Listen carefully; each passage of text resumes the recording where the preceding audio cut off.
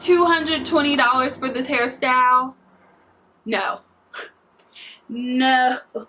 Hey babes, long time no see. Welcome back to my channel. If you're new, what's up? I'm destinytaylorxo. Please don't forget to hit that subscribe button down below before you leave so you don't miss a beat or any videos on my channel.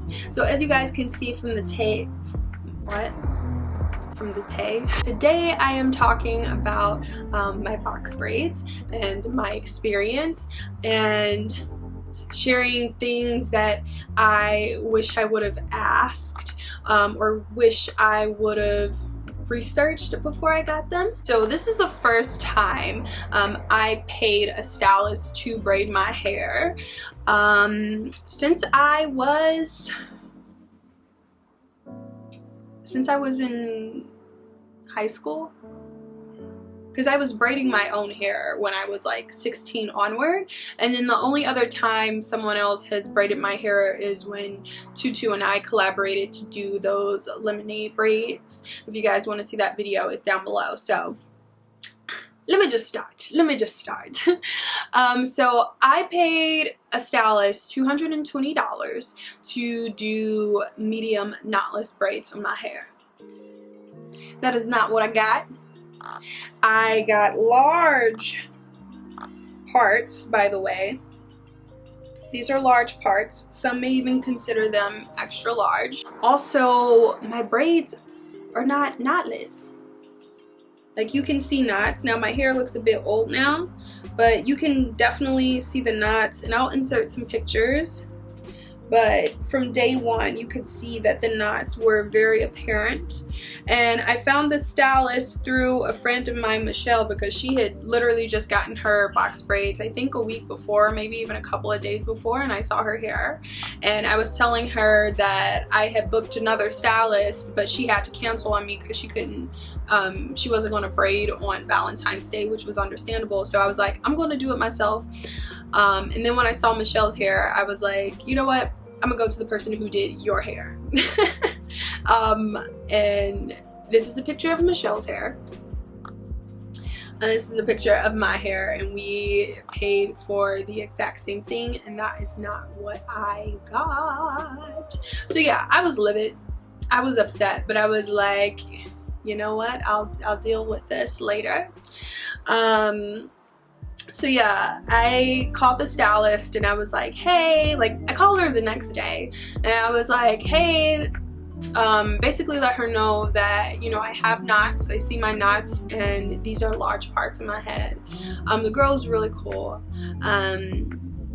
But we started the conversation and she was like, you know, I know that I did knotless braids, and I was like, yeah, the technique was there, the execution was not there, because I still see knots. Like, I do have the flexibility of knotless braids, which I really loved and appreciated. I could like put my hair in a ponytail and do whatever next day, but I could still see the knots. And I did not pay $220 to see the knots. So yeah, I told her that, and I told her about the parts, and then eventually, after having like a conversation with her for about 15 minutes, she gave me some options. She was like, look, I can refund you, and I told her that I would want to be refunded the difference between the large box braids and what I paid. She said I can even do that, and then she also offered to redo my hair, and I was like, okay, cool, dope, I would actually like you to do that.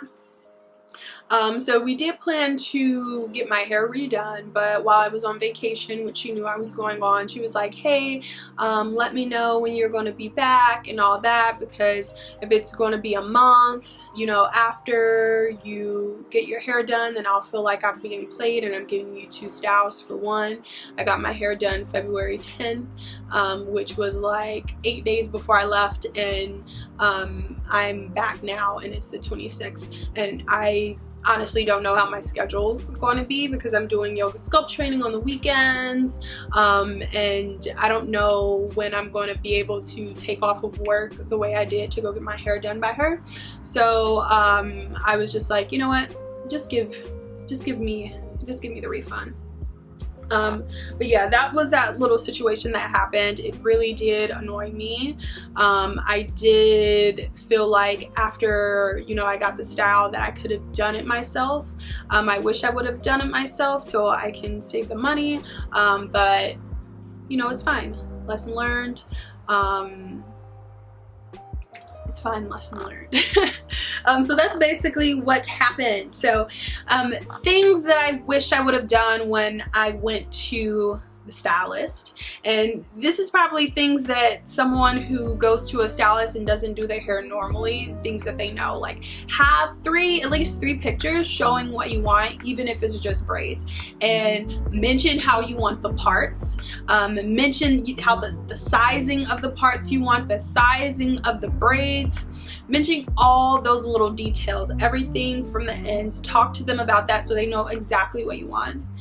Second thing, especially with knotless braids, so another thing that the stylist was saying, which I understood what she said, but I feel like but this is definitely information she should have told me at the beginning, is that since my hair is much thinner than my friend's, her hair is very thick, the parts need it to be larger, so she can have enough of my hair to work with to build the knotless braid. And I understood that, but I'm like, sis, this is a conversation we should have, you know, had before. And I showed you what I want, and these are definitely large parts, you know. So we can't do medium parts because of my texture. I need to know that before I sit in your chair and before I pay you for medium parts. So that was a thing. Also, the reason why the knots showed is she only used 2 pieces. So if you have thin hair, or if you're getting small to medium knotless braids, if somebody says that they're going to use only 2 pieces and they don't use 3 or 4, I wouldn't even get your hair done. Like, when you're booking, ask that, because if they use 2 pieces, then your knots are definitely going to show. And after I got my hair done, I went on like YouTube, I went on Instagram to look at photos and stuff, and the knots were visible on a lot of these styles, and they were visible, I'm sure, because only 2 pieces were being used, versus there were some that were completely seamless, and those stylists were using 3 to 4 pieces.